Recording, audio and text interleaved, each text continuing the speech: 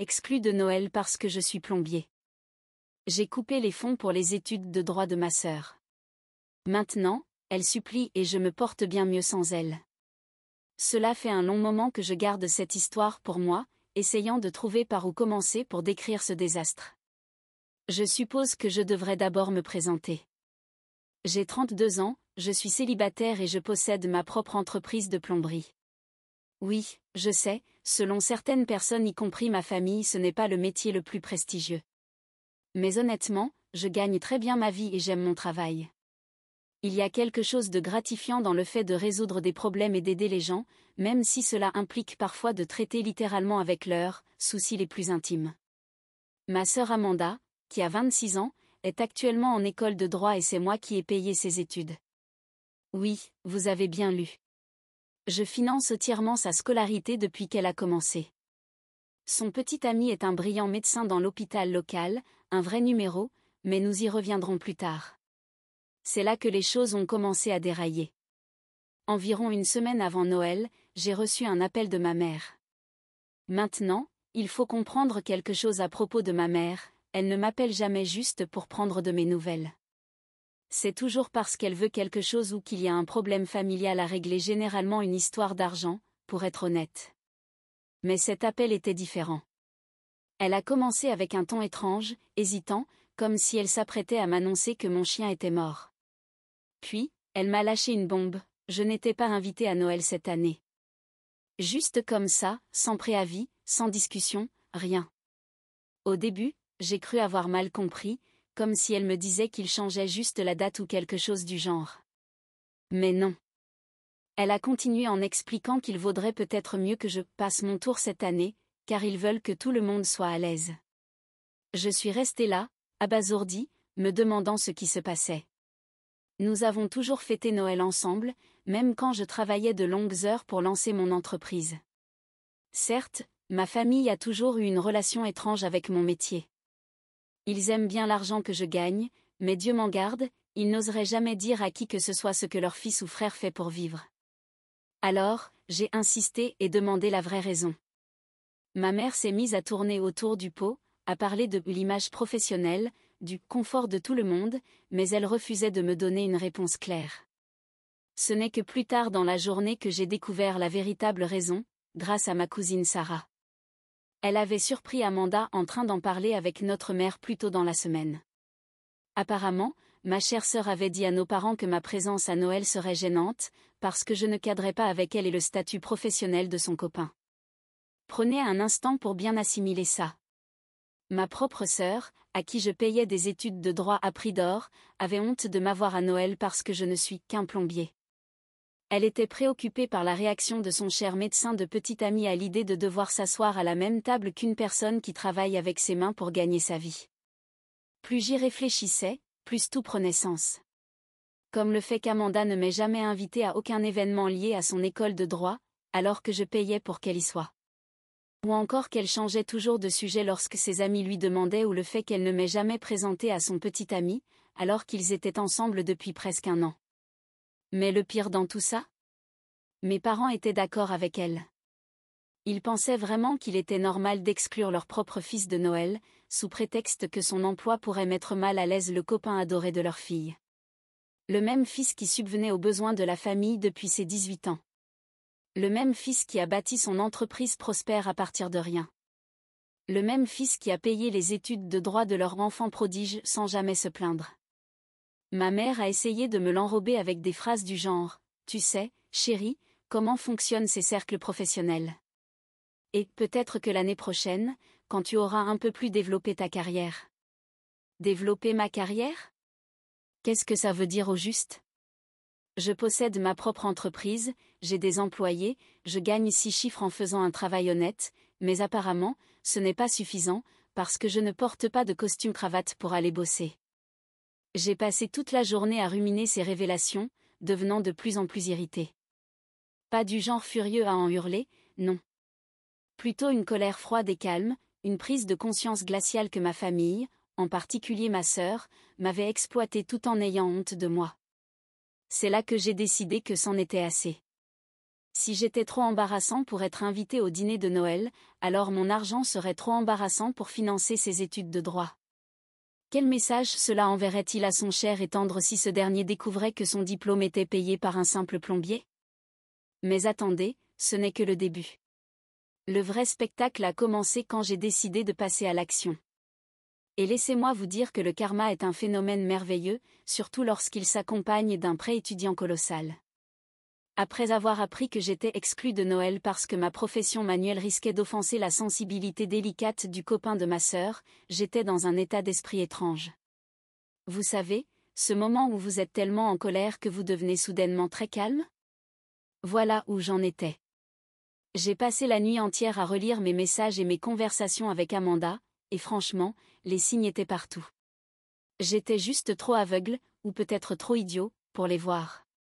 Par exemple, au printemps dernier, elle avait organisé une fête pour célébrer la fin de sa première année de droit. J'avais littéralement payé toute son année, mais je n'avais pas reçu d'invitation. Quand je l'ai confrontée, elle a menti, disant que c'était juste une petite réunion de son groupe d'études. Plus tard, j'ai découvert sur Facebook que c'était une énorme fête dans un restaurant chic du centre-ville. Ou encore, quand elle a eu besoin d'un nouvel ordinateur pour ses cours. Alors que je m'y connais très bien en informatique, elle m'a demandé de simplement lui virer l'argent sur son compte, au lieu de m'accompagner en magasin pour le choisir. Aujourd'hui, je suis persuadée qu'elle ne voulait pas être vue avec son frère plombier à l'Apple Store. Avec du recul, c'est presque comique, mais d'une manière terriblement triste. À chaque fois qu'elle avait besoin d'argent, ce qui arrivait souvent, elle n'avait aucun problème à contacter son frère ouvrier humiliant. Mais dès qu'il s'agissait de reconnaître mon existence dans son monde de prétentieuse, silence radio. Heureusement, avoir une cousine encore présente sur le groupe de discussion familiale a ses avantages. J'ai découvert qu'Amanda préparait mon exclusion de Noël depuis des semaines. Elle avait dit à nos parents que son copain Craig, oui, il s'appelle Craig, venait d'une famille prestigieuse et qu'elle voulait faire bonne impression. Apparemment, avoir un frère plombier risquait de nuire à ses perspectives professionnelles. Et le coup de grâce? Ma cousine Sarah, bénie soit son âme friande de drame, m'a envoyé des captures d'écran. Amanda avait écrit, et je cite, « Je ne veux juste pas que Craig pense que notre famille n'est pas, tu sais, éduquée. » Éduquée. J'ai eu envie de lui répondre que si elle pouvait s'instruire, c'était grâce à son frère plombier non éduqué qui lui payait 43 000 $ par an en frais de scolarité. Mais je me suis retenue. Je commençais à élaborer une stratégie, et parfois, il faut savoir jouer sur le long terme. En y réfléchissant, j'ai réalisé que ce n'était pas seulement une question de Noël. Cela concernait des années où ma famille, en particulier Amanda, m'avait traité comme un petit secret honteux. Ils étaient ravis d'accepter mon argent de plombier, mais Dieu nous en garde qu'ils admettent comment je le gagnais. Voici une vérité fascinante sur la plomberie que peu de gens connaissent. Nous devons étudier intensément. Par exemple, il faut passer des années en apprentissage, réussir des examens de licence et suivre une formation continue pour rester à jour avec les nouvelles législations et technologies. J'ai probablement passé plus de temps à étudier les systèmes d'eau et les codes de construction qu'Amanda n'en a passé à apprendre le droit des délits. Mais parce que je travaille avec mes mains, ils me traitent comme un idiot qui n'a pas réussi à percer dans le vrai monde professionnel. La réalité, c'est que j'ai choisi la plomberie parce que j'étais douée et que j'y ai vu une opportunité. J'ai commencé comme apprenti dès la fin du lycée, j'ai appris tout ce que je pouvais, obtenu mes licences, et, avec le temps, j'ai lancé ma propre entreprise. Aujourd'hui, j'ai 3 véhicules sur la route, 2 employés à plein temps et plus de travail que je ne peux gérer. Mais pour ma famille, je ne suis toujours que le frère embarrassant qui répare les toilettes. Je ne pouvais pas m'empêcher de repenser à toutes ces heures supplémentaires que j'avais faites pour m'assurer que je pouvais payer les frais de scolarité d'Amanda. Tous ces moments où j'avais reporté mes propres achats, où je n'avais pas cotisé autant que je l'aurais voulu pour ma retraite, parce que la famille passait en premier. Et pendant tout ce temps, elle essayait activement de cacher mon existence à son copain et à sa belle famille. C'est là que ma cousine m'a lâché une autre bombe. Il s'avère que la famille de Craig ne se souciait pas du tout de ce genre de choses. Son oncle, un entrepreneur à succès, avait construit la maison familiale. Amanda avait juste supposé qu'il me mépriserait, parce que c'est ainsi qu'elle me voit. J'ai réfléchi à tout ça pendant quelques jours, gardant un œil sur le groupe de discussion familiale grâce à Sarah. Il m'avait retiré du groupe des semaines auparavant, soi-disant pour éviter tout malaise autour des préparatifs de Noël. Amanda n'arrêtait pas de s'extasier sur le fait qu'elle allait accueillir Craig pour le réveillon, sur les liens de sa famille avec les grands cabinets d'avocats de la ville et sur le fait que cela pourrait être l'opportunité rêvée d'obtenir un stage d'été via ses contacts. Personne ne s'est levé pour moi.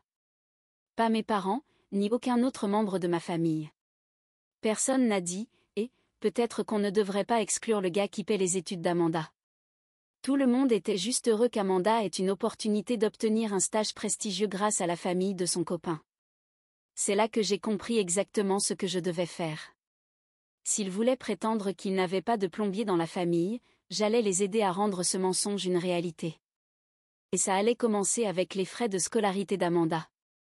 Après avoir mijoté cette absurdité pendant quelques jours, j'ai décidé qu'il était temps de passer à l'action. Mais voilà le truc, je ne voulais pas envoyer un message enragé ou impulsif. Je voulais le faire d'une manière irréprochable, de sorte qu'il ne puisse pas tordre mes mots ou me faire passer pour le méchant, ce qui, soit dit en passant, est le passe-temps favori de ma famille. J'ai attendu le bon moment, jusqu'à ce que je sache que le prochain paiement des frais de scolarité d'Amanda approchait. Il était dû dans environ 2 semaines, et elle était toujours très stressée à cette période. Normalement, elle commençait à faire allusion subtilement au fait que l'échéance arrivait, en lâchant des petites phrases du genre « Oh, l'université m'a envoyé un rappel pour les frais de scolarité. » ou quelque chose du genre. Mais cette fois-ci, rien. Silence radio. Elle devait supposer que le paiement allait simplement arriver, comme toujours, même après m'avoir banni de Noël. Petit aparté, j'avais toujours payé directement l'université via leur portail en ligne. C'est Amanda elle-même qui avait configuré le compte lorsqu'elle avait commencé ses études, et elle m'avait donné tous les identifiants de connexion. Très pratique, n'est-ce pas? Après tout, elle me considérait comme son distributeur automatique personnel, non? Bref, je me suis connecté au portail et j'ai vu le prochain paiement à venir. 21 500 $ pour le semestre de printemps. C'est là que j'ai réalisé l'énorme somme d'argent que j'avais déjà investie dans ses études, alors même qu'elle tentait activement de me cacher à son copain. Vous savez combien de toilettes il faut réparer pour générer autant d'argent? Beaucoup plus que la plupart des gens ne l'imaginent. Alors j'ai appelé Amanda. Je ne lui ai pas envoyé de message. Je voulais entendre sa voix quand je lui lâcherais la bombe. Elle a décroché au 3e sonnerie et a immédiatement senti l'irritation, comme si je l'interrompais en plein moment crucial. Oui, dit-elle sur un ton qui criait « Fais vite, je suis occupée. » Oh, désolé, répondis-je, essayant de paraître détendu. Je voulais juste parler de ton paiement des frais de scolarité. C'est trop tôt, non? Sa voix a changé instantanément. Tout à coup, elle est devenue charmante et intéressée. Oh oui. Merci d'y avoir pensé, il est dû le 15. Tu es toujours d'accord pour le couvrir, hein? En fait, répondis-je, j'ai réfléchi à ce que tu as dit à maman et papa à propos de Noël. Sur le fait qu'avoir un frère plombier pourrait t'embarrasser devant Craig et sa famille. Un silence total s'est installé à l'autre bout du fil. On aurait presque entendu son cerveau griller, en train d'essayer de trouver une parade. Ce n'est pas. Finit-elle par s'exclamer. Qui t'a dit ça? Est-ce que ça a vraiment de l'importance, ai-je demandé. C'est vrai ou pas? Encore du silence. Puis elle a tenté de reprendre le contrôle. Écoute, tu ne comprends pas la famille de Craig. Ils sont vraiment spécifiques à propos de ces choses-là. Son père est juge, sa mère siège à tous les conseils de charité. Je pensais juste que ce serait mieux si ton frère n'existait pas, ai-je complété pour elle. Parce qu'il n'est qu'un misérable plombier? C'est pas juste, s'est-elle plainte. Je n'ai jamais dit ça. J'ai juste besoin qu'il me prenne au sérieux si je veux réussir en droit. Tu sais comment ces cercles fonctionnent. Je n'ai pas pu m'empêcher de rire. En fait, non, je ne sais pas comment ces cercles fonctionnent. Je ne suis qu'un plombier, tu te souviens? Puis j'ai marqué une pause avant d'ajouter. Mais tu sais ce que je sais? Le montant exact que j'ai payé pour tes études de droit jusqu'ici. Tu veux que je te le détaille? Elle a commencé à dire quelque chose, mais je ne lui ai pas laissé l'occasion. Première année, 43 000 $. Deuxième année, premier semestre, 21 500 $. Sans compter ton ordinateur, tes livres, et le programme d'études spéciales que tu devais absolument avoir. D'après mes calculs, ça fait environ 77 000 $ jusqu'à maintenant. Tout payé par ton frère plombier embarrassant. Pourquoi tu agis comme ça, gémit elle. Tu sais à quel point c'est important pour mon avenir. La famille de Craig a des connexions dans tous les meilleurs cabinets, et avoir un frère plombier ruinerait ça. Même si ce frère plombier est la seule raison pour laquelle tu es en école de droit. Tu m'as promis de m'aider, répliqua T.L. Tu as dit que tu soutiendrais mes rêves. C'est là que je lui ai dit. Oui, quand tu étais fier de m'appeler ton frère. Mais si je suis trop embarrassant pour être invité au dîner de Noël, alors j'imagine que mon argent devrait être tout aussi embarrassant pour payer tes frais de scolarité. Le cri qui est sorti de sa bouche ressemblait à celui d'un ptérodactyle à qui on aurait marché sur la queue. Tu ne peux pas faire ça, hurla T.L. Le paiement est dû dans 2 semaines. Qu'est-ce que je suis censé faire? Je ne sais pas, répondis-je, ressentant une étrange sensation de paix. Peut-être demander à Craig? Je suis sûr que son salaire de médecin prestigieux pourrait couvrir ça. Ou bien mon sale argent de plombier est le seul que tu acceptes de toucher? Elle s'est mise à pleurer. Pas juste des larmes discrètes, mais un vrai sanglot dramatique. S'il te plaît, supplia T.L., je vais dire à maman et papa que j'avais tort, tu peux venir à Noël. Juste, s'il te plaît, ne me fais pas ça. Non, répondis-je calmement. Je ne veux pas venir à Noël. Je ne veux pas t'embarrasser devant Craig et sa famille. En fait, je ne veux plus rien avoir à faire avec aucun d'entre vous. Considère ceci comme mon dernier paiement à cette famille qui a honte de moi. Je raccrochai alors qu'elle pleurait encore et me suppliait, puis je bloquai immédiatement son numéro. Ensuite, je me servis un verre et me préparai à l'ouragan qui allait suivre. Tout s'est déclenché après ça. Ma mère fut la première. Elle a appelé 5 fois de suite avant que je ne finisse par répondre. Dès que j'ai décroché, elle s'est lancée dans un discours de culpabilisation, sa spécialité. Elle pleurait, me disant que je détruisais la famille et l'avenir d'Amanda à cause d'un simple malentendu. Un malentendu, ai-je demandé.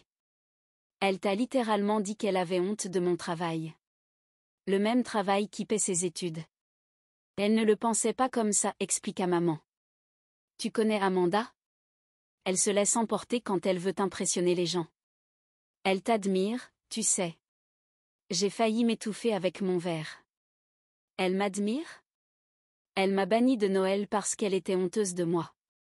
Comment c'est censé être de l'admiration? Voyant que ça ne marchait pas, maman changea d'approche. Pense à ce que ça va faire à sa relation avec Craig. Sa famille pourrait lui ouvrir des portes pour sa carrière. Ah, Craig, l'interrompis-je. C'est marrant comme lui et sa famille sont si importants, mais moi, ton propre fils, je ne suis même pas assez bien pour être assis à la table de Noël. Elle s'est mise à bredouiller des excuses du genre « ce n'était pas ce qu'on voulait dire », tu prends tout trop personnellement, une tactique classique pour me faire passer pour le problème alors qu'ils étaient les seuls à être odieux. Puis mon père a appelé. Il a directement choisi l'approche colérique, ce qui ne m'a pas surpris. Il s'est mis à râler, disant que j'étais égoïste et vindicatif, et qu'en refusant de payer, je mettais en danger l'éducation d'Amanda. C'est vraiment un exemple parfait du père de l'année, ironisai-je. Alors, résumons, je suis mesquin et borné. Parce que je ne veux pas dépenser des dizaines de milliers de dollars pour quelqu'un qui a honte de moi. Explique-moi comment ça a du sens, papa. On t'a élevé pour être meilleur que ça, gronda T.L. La famille soutient la famille. Vraiment, répliquai-je. C'est ça, l'idée de soutenir la famille? C'est ce que tu pensais en acceptant de m'exclure de Noël? C'était ça, une famille qui soutient? Il tenta de se justifier, affirmant que, parfois, nous devons faire des sacrifices pour le bien de la famille, ce qui, apparemment, signifiait lécher les bottes de Craig dans l'espoir qu'il booste la carrière d'Amanda. Mais ce qui m'a vraiment frappé, c'est que personne ne s'est excusé. Aucun d'eux n'a dit « on a merdé, on t'a maltraité ». Non, tout ce que j'ai entendu, c'était comment j'étais le méchant, comment je me vengeais, comment je laissais mon orgueil nuire à la famille. Puis les corbeaux sont arrivés. Ma tante m'a appelé pour me dire à quel point elle était déçue de mon comportement. Mon oncle m'a envoyé un message disant que je devais être l'homme de la situation et faire preuve de maturité. Même ma cousine Sarah, celle-là même qui m'avait révélé les mensonges d'Amanda, m'a envoyé un message disant que peut-être j'allais trop loin. Mais vous savez quoi? Aucun d'eux n'a proposé de payer les frais de scolarité d'Amanda à ma place. Le meilleur dans tout ça, c'est qu'Amanda est allée voir Craig et lui a expliqué ce qui se passait. Elle pensait sans doute qu'il allait offrir de l'aider à payer ses études. Mais selon Sarah, qui continue de me tenir informée, Craig est devenu très silencieux et a commencé à poser des questions. « Pourquoi tu ne m'as jamais dit que tu avais un frère? Pourquoi tu ne nous as jamais présenté? Pourquoi c'est lui qui paie pour ta fac de droit? » Craig ne comprenait pas pourquoi Amanda avait caché l'existence de son propre frère, juste parce qu'il était plombier. Il s'est avéré que son oncle, celui qui avait construit leur maison familiale, avait commencé comme plombier avant de devenir entrepreneur. Craig lui-même avait travaillé avec lui durant ses étés au lycée. Quand Amanda a essayé d'expliquer ses raisons, elle n'a fait que s'enfoncer davantage. Elle a commencé à parler d'apparence professionnelle et de cercles sociaux, et Craig est devenu de plus en plus contrarié. Il lui a dit qu'il n'en revenait pas qu'elle cache et manque de respect à son propre frère, qui avait pourtant financé ses études, juste pour une question de statut social. Le lendemain, Craig lui a dit qu'il avait besoin de temps pour réfléchir à leur relation, car ses actions lui révélaient une facette de sa personnalité qu'il n'aimait pas. Qui aurait cru qu'il avait des principes? Pendant ce temps, mes parents n'arrêtaient pas d'inonder mon téléphone d'appels. Maman alternait entre pleurer et supplier, tandis que papa passait de la colère aux menaces. Amanda continuait à m'appeler depuis d'autres numéros après que j'ai bloqué le sien. J'ai fini par éteindre mon téléphone pendant plusieurs jours. Tout ce que j'entendais, c'était à quel point je ruinais tout parce que je ne me contentais pas de me taire et de payer comme un bon distributeur automatique ambulant. Mais j'en avais fini avec ce rôle. Si me défendre faisait de moi le méchant à leurs yeux, tant pis. C'était toujours mieux que d'être leur paillasson. Quelques jours plus tard, Craig est venu voir Amanda chez elle. Elle a sûrement cru qu'ils venaient se réconcilier, mais non. Il a rompu avec elle. Il lui a dit qu'il ne pouvait pas être avec quelqu'un qui traitait son propre frère de cette manière, surtout quelqu'un qui l'avait autant aidé. Il lui a dit que ça lui faisait remettre en question ses valeurs et qui elle était réellement. Amanda a pété un câble et m'a appelé en hurlant et en pleurant d'un autre numéro inconnu. Elle a eu plus de téléphone jetable qu'un dealer, à ce stade. Elle criait que j'avais tout détruit, que Craig l'avait quitté à cause de moi, que sa vie était en train de s'effondrer et que c'était entièrement de ma faute. J'ai ri et j'ai répondu. Non, petite sœur. Craig a mis fin à votre relation après avoir découvert qui tu étais vraiment. Moi, j'ai juste arrêté de t'aider à le cacher. C'est là qu'elle a complètement perdu les pédales. Elle m'a menacée en disant qu'elle allait dire à tout le monde que je l'avais agressée sexuellement au lycée, qu'elle allait signaler mon entreprise pour fraude, et que tout le monde saurait à quel point j'étais un frère horrible. Vas-y, lui ai-je dit. Dis à tout le monde que ton frère est un monstre parce que, vérification des notes, il a payé pour tes études pendant que tu faisais semblant qu'il n'existait pas. On va voir comment ça marche pour toi. Elle a ensuite changé de stratégie et s'est remise à supplier. Elle pleurait, disant qu'elle ne pouvait pas payer la fac toute seule, qu'elle allait devoir abandonner ses études, perdre tous ses amis, et que sa vie était terminée. T'aurais peut-être dû réfléchir à ça avant de décider que j'étais trop embarrassant pour exister, lui ai-je répondu, avant de raccrocher. Après que Craig l'ait quitté, Amanda a eu une véritable crise de nerfs. D'après Sarah, elle a commencé à débarquer chez nos parents à n'importe quelle heure, en pleurant que sa vie était finie. Elle avait raconté à tous ses amis de la fac que Craig allait l'aider financièrement, alors quand il l'a larguée à la place, elle était coincée. La date limite pour payer les frais de scolarité approchait, et elle n'avait toujours pas trouvé de solution. Elle a tenté de demander des prêts d'urgence, mais devinez quoi? Ces demandes prennent du temps à être traitées, et elle s'y est prise bien trop tard. En plus, il lui fallait un co-emprunteur, et nos parents ont un crédit désastreux. Pas étonnant, vu qu'ils vivent toujours au-dessus de leurs moyens. Puis j'ai reçu un message alarmant de Sarah. 911. Amanda vient de poster sur Facebook qu'elle se rend à ton entreprise pour te forcer à faire face à ce que tu lui fais subir. Elle a l'air instable. Je n'ai même pas eu le temps de prévenir mes employés qu'elle a débarqué comme une tempête, vêtue de vêtements de luxe, les cheveux en bataille, le mascara coulant, totalement en mode ex-petite amie toxique sauf que c'était ma sœur. Comment tu as pu me faire ça, hurla-t-elle devant tout mon personnel et 3 clients. Je suis ta sœur. Tu es censé prendre soin de moi. J'ai tenté de l'emmener dehors ou au moins de lui faire baisser la voix, mais elle était déterminée à faire un scandale. Tu détruis ma vie, hurla-t-elle encore. Tout ça parce que tes petits sentiments ont été blessés. Tu es tellement égoïste. Là, une cliente, une adorable vieille dame, fidèle à mon entreprise depuis des années, s'est levée et a demandé d'une voix calme. Jeune fille, c'est bien ce frère-là qui a payé tes études? Amanda s'est tournée vers elle comme si on venait de la gifler. Ce ne sont pas tes affaires, cracha-t-elle. Eh bien, maintenant, tu en as fait les affaires de tout le monde en débarquant ici en hurlant, répondit la vieille dame. Et d'après ce que j'entends, tu as exclu ton frère de Noël parce que tu avais honte de son métier, mais tu veux quand même qu'il paie pour ton éducation? Chez moi, on appelle ça mordre la main qui te nourrit. Le visage d'Amanda, elle ne savait pas comment réagir. Personne d'autre que moi ne l'avait jamais appelée sur ces conneries. Mais elle s'est vite reprise et a recommencé à pleurer, avec de vrais sanglots dramatiques. Vous ne comprenez pas, sanglota-t-elle. Il fait ça pour me punir. Il essaie de ruiner mon avenir, par jalousie. Je n'ai pas pu m'empêcher de rire. Quelle réussite, Amanda, lui ai-je demandé. Astérisque celle d'avoir fait larguer ton copain? Celle de peut-être devoir abandonner la fac? Celle de t'humilier devant mon personnel et mes clients? Mon employé Mike, un grand gaillard qui bosse avec moi depuis mes débuts, s'est avancé et a dit, d'un ton grave. Madame, je crois qu'il est temps pour vous de partir. Pour les 5 dernières années, les tuyaux de votre frère ont nourri ma famille, payé les appareils dentaires de mes enfants, la voiture de ma femme, et apparemment, votre école de droit aussi alors peut-être que tu devrais apprendre à montrer un peu de respect. Amanda regarda autour d'elle et réalisa que personne ne réagissait comme elle l'espérait. Tout le monde la fixait comme si elle était folle ce qui, honnêtement, était le cas. Elle tenta une dernière fois. D'accord. Alors je vais dire à tout le monde quel genre de frère tu es vraiment. Je vais publier tout ça sur les réseaux sociaux. Vas-y, l'encourager-je.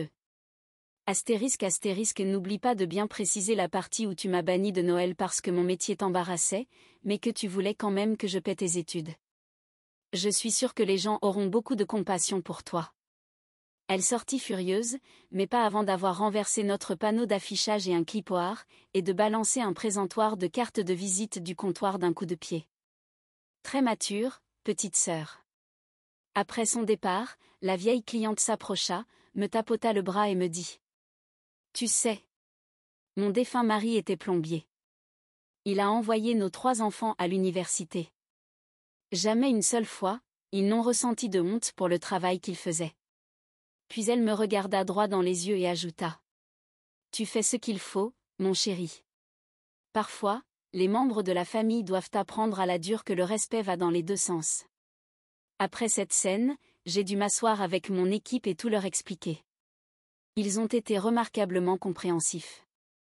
Mike a même plaisanté en disant que les drames de sa famille à Thanksgiving étaient ennuyeux en comparaison. Mais après cet épisode dans mon entreprise, Amanda a décidé de partir en guerre totale. Elle a appelé chaque membre de notre famille élargie, leur racontant une histoire à dormir debout sur son frère cruel qui tentait de ruiner son avenir par pure vengeance. Mais voici la vérité sur les drames familiaux. Tout le monde adore se mêler, mais personne ne veut vraiment aider. La première à m'appeler fut tante Karen, oui, c'est vraiment son prénom, et oui, elle correspond parfaitement au stéréotype. Elle a commencé à me sermonner sur les obligations familiales, m'accusant d'être égoïste. C'est la même tante qui m'a emprunté $5 000 il y a 3 ans pour des soins dentaires d'urgence, et qui ne m'a jamais remboursé.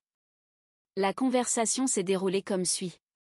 Comment as-tu pu faire ça à ta sœur, exigea-t-elle.